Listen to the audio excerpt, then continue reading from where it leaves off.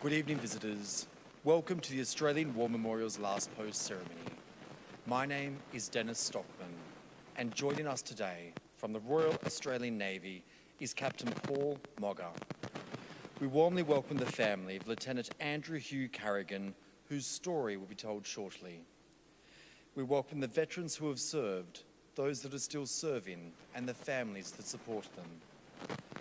We acknowledge the members of RSL Services Clubs Association, RSL Victoria, and RSL Queensland who are watching the broadcast of this ceremony around Australia.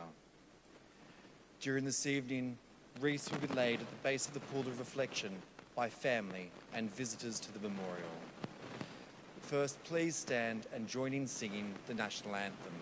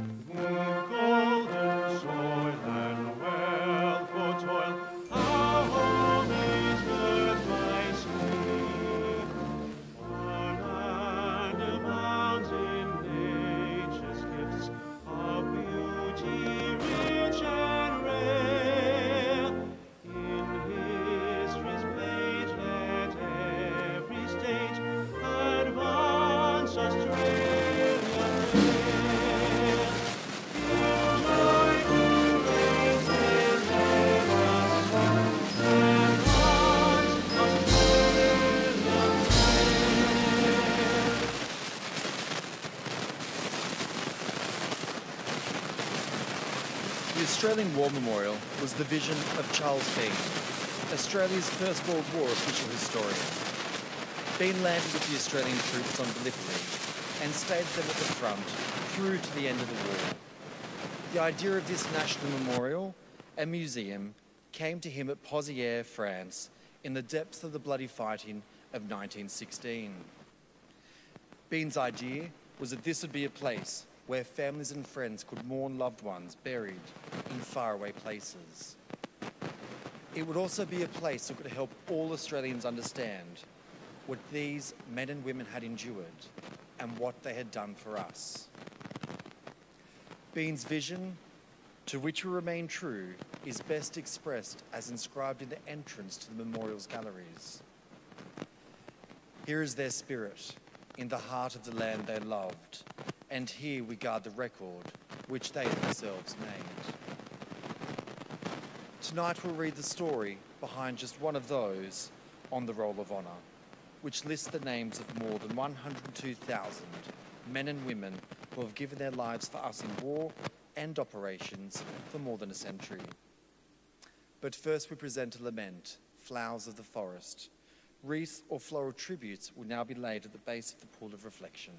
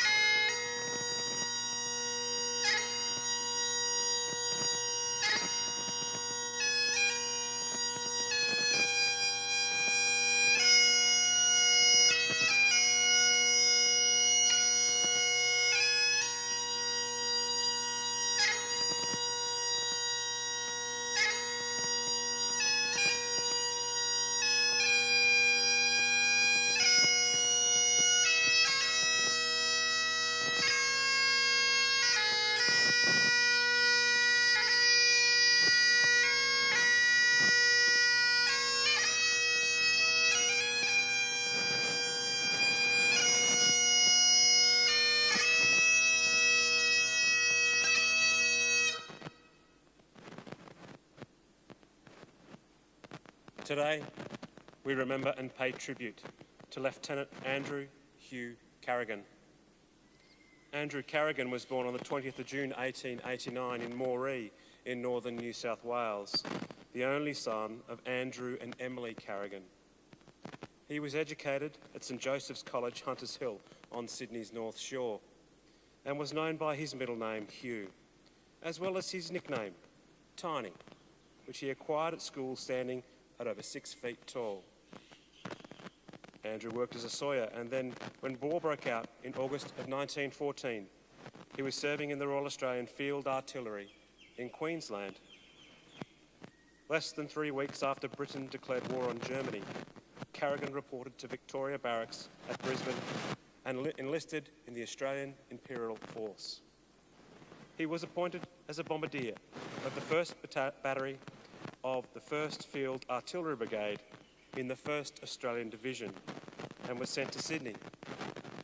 In October 1914, Carrigan embarked on the troop ship Argyllshire, and after a brief stopover at Albany in Western Australia, sailed with the rest of the 1st Australian Division to Egypt to train for the attack on the Turkish forces in the Dardanelles. On the 25th of April 1915, troops from the Australian 1st Division landed on Gallipoli. Under extremely heavy fire, they successfully established a beachhead that would become their home for the next 8 months.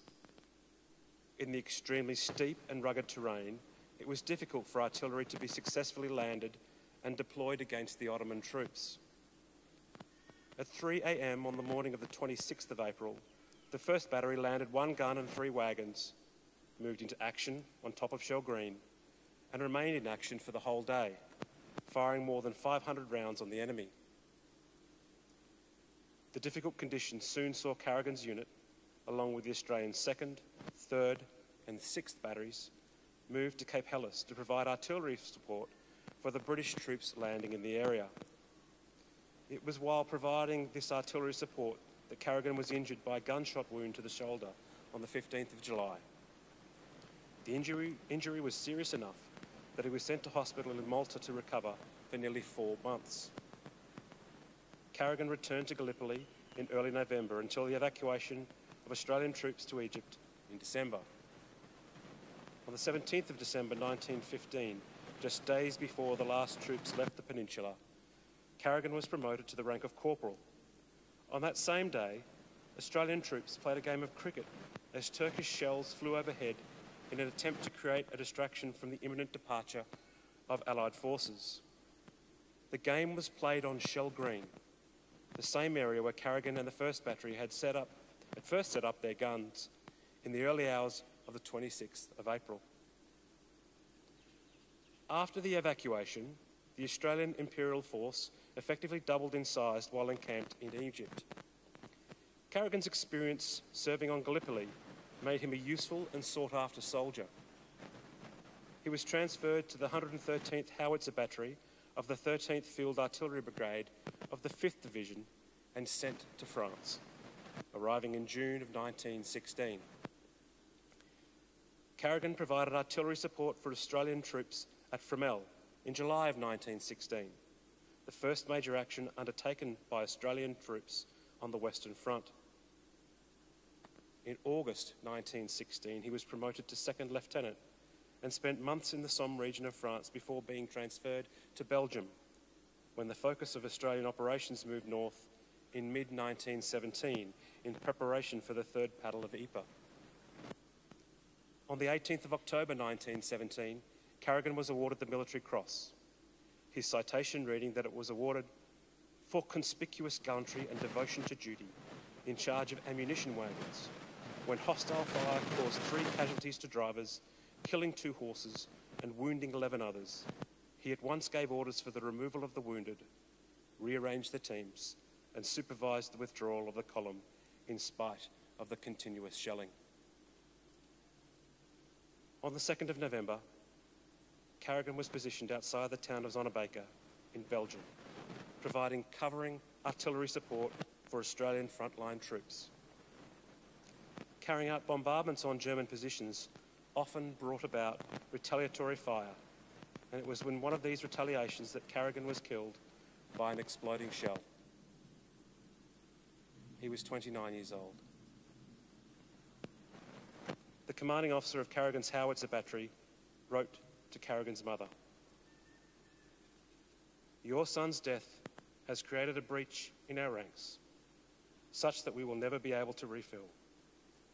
The memory of his personality will be a lasting memento of a man who always aspired to do his duty. This, coupled with his good nature and capacity for hard work, earned him the very high position in the bonds of friendship that joined comrade and comrade in this awful struggle." He is buried in the Vlamer Tinga New Military Cemetery, west of Ypres. His grieving parents chose the following epitaph for his grave: "Lord, have mercy on his soul. May perpetual light shine down on him." Lieutenant Andrew Hugh Carrigan is listed on the Roll of Honour on my right, among almost 62,000 Australians who died while serving in the First World War. His photograph is displayed today beside the pool of reflection. This is but one of the many stories of service and sacrifice told here at the Australian War Memorial. We now remember Lieutenant Andrew Hugh Carrigan, who gave his life for us, for our freedoms, and in the hope of a better world.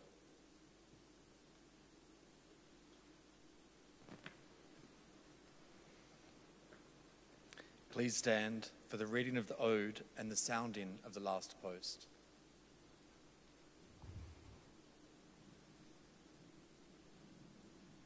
They shall grow not old, as we that are left grow old. Age shall not weary them, nor the years condemn. At the going down of the sun and in the morning, we will remember them. We will remember them.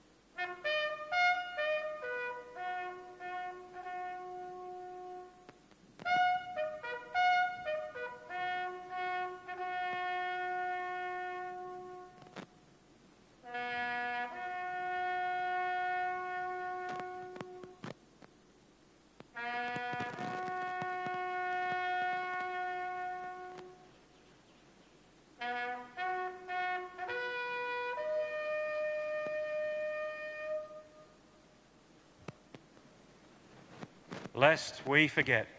Lest we forget.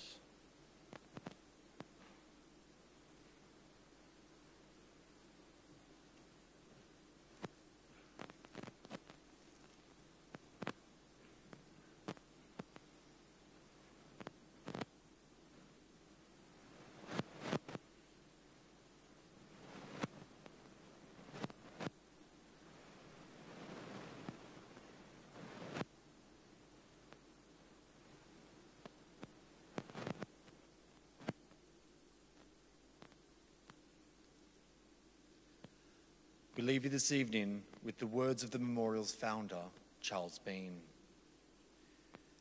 Many a man lying out there at Poziere or in the low scrub at Gallipoli with his poor, tired senses barely working through the fever of his brain, has thought in his last moments, well, it's over, but in Australia they'll be proud of this. Ladies and gentlemen, girls and boys, that concludes the last post ceremony. Thank you for visiting the Australian War Memorial, and good evening.